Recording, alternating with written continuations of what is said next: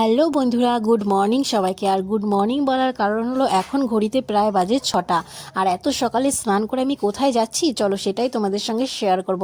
প্রথমেই আমি এখানে চলে এসেছি মিষ্টির দোকানে মিষ্টি নেওয়ার জন্য। আর এসে দেখি এখানে দোকানটা বন্ধ, তাই মিষ্টির দোকানের লোকটাকে বাড়ি থেকে ডেকে এনে আমি মিষ্টিটা নিয়ে নিয়ে আমি তাড়াতাড়ি এখানে টোটোতে উঠে পড়লাম। তার কারণ আমি যাচ্ছি পুজো দিতে, যার জন্য আমি এত সকালবেলা স্নান করে বেরিয়েছি।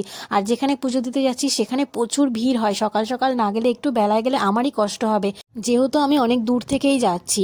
আর এখানে এসে দেখি অলরেডি অনেকটাই ভিড় হয়ে গেছে আমি এত সকালে আসার পরেও। তারপরে আর কি করব, লাইন দিয়ে দাঁড়িয়েছিলাম। লাইনে প্রায় আমার সামনে ছিল প্রায় 50 থেকে 60 জনা।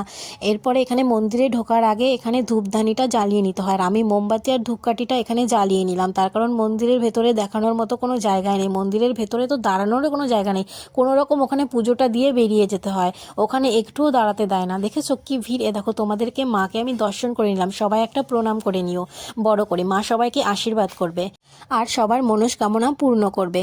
তারপরে আমি নিজেও এখানে বসে পড়েছি পুজো দেওয়ার জন্য। আর আমি নিজের পুজোটাও ঠিকঠাক করে দিয়ে নিলাম, ঠাকুরমশাইয়ের থেকে বড় করে একটা প্রণাম করে আমি আমার পুজোটা শেষ করে মন্দির থেকে বেরিয়ে আসলাম।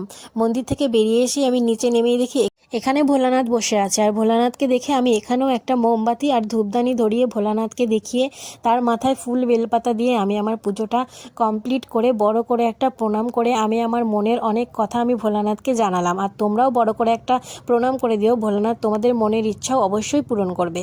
তারপরে কিছুক্ষণ সময় এখানে মেলায় ঘুরছিলাম। আর মেলায় দেখলাম তেমন কোনো লোকই ছিল না, তার কারণ আমি অনেকটাই সকাল সকাল গেছিলাম, অত সকালে কেউ মেলা দেখতে আসে না। দেখি একটা ছাগল ঘুরে বেড়াচ্ছে মেলার মধ্যে, যাই হোক ওরও হয়তো মেলা দেখতে ইচ্ছে করে তাই সেও এসেছিল। তারপরে মেলা ঘুরে ঘুরে আমার তো খিদে পেয়ে গেছিলো, সকালবেলা যেহেতু না খেয়ে গেছিলাম আর অনেকটাই ভিড় ছিল, অনেকটা বেলা হয়ে গেছিলো। তারপরে মেলা থেকেই কচুরি কিনে নিলাম আর কচুরিটা নিয়ে খাচ্ছিলাম। আর ভাবছিলাম যে এই যে আমি সকালবেলা খালি পেটে কচুরিটা খাচ্ছি, এরপরে আমার যেন কি দশা হয়। এমনিতেও কিন্তু আমার শরীরে নানান রকমের সমস্যা হতেই থাকে। এরপরে আমি বাড়ি আসার জন্য রাস্তায় উঠে পড়েছি, রাস্তায় উঠে টোটোর জন্য দাঁড়িয়েছিলাম আর রাস্তাটাও ঘুরে ঘুরে দেখাচ্ছিলাম আর নিজেকেও দেখাচ্ছিলাম। ভিডিওটা এইটুকুই থাকলো, তোমাদের কেমন লাগলো আমাকে অবশ্যই জানিও। আর ভালো লাগলে একটা লাইক কমেন্ট করে দিও, বন্ধুদেরকে শেয়ার করে দিও। দেখা হবে অন্য কোনো ভিডিওতে, ততক্ষণ ভালো থেকো।